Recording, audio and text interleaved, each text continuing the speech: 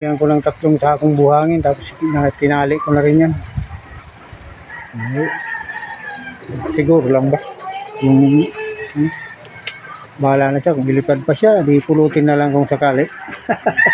Alright, ano guys, wala na tuloy ng bubong yung garahe ko guys.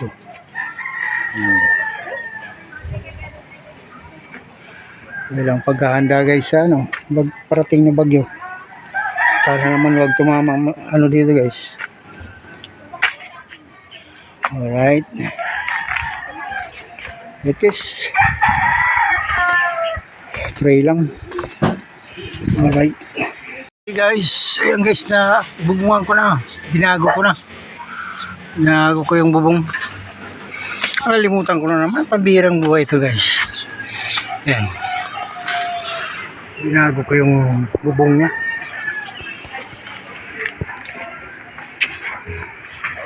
Limutan ko na naman na i-vlog. Hirang buhay ito. Yes.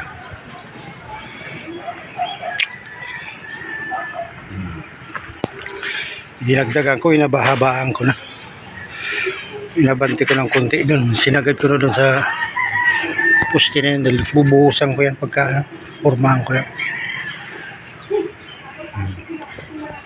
Dati nandito lang yun. Ito.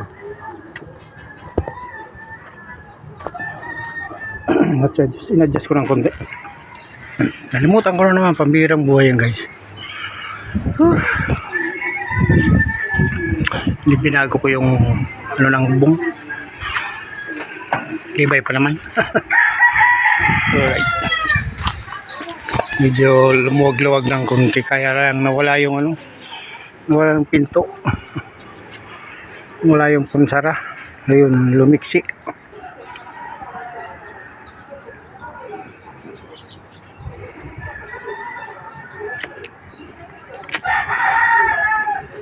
Alright,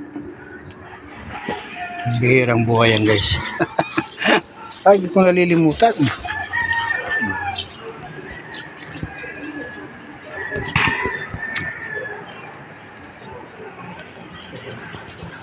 Gawa ko niya kaninang umaga pag mga alas 7 siguro yan yung umpisahan.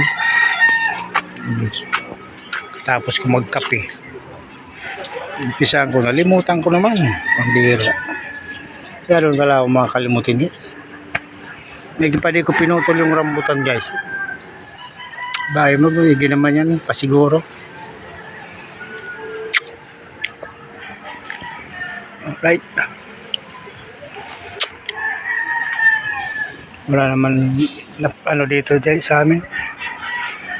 Ulan lang naman dito. Ay, ang hangin. Yun lang yung kuryente, parang parang Christmas light, patay sindi.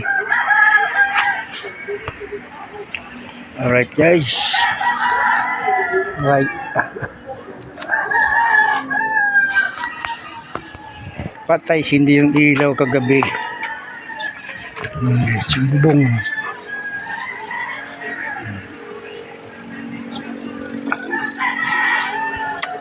Nabalik ko na agad, dali lang ginawa. Wala.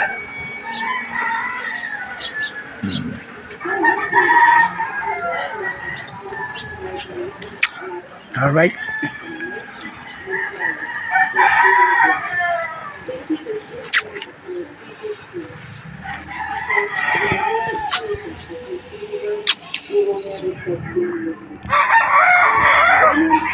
Nandun pa yung buhangin, bukan alis. Alis, ibaba ko rin yan kasi buto na yung sako.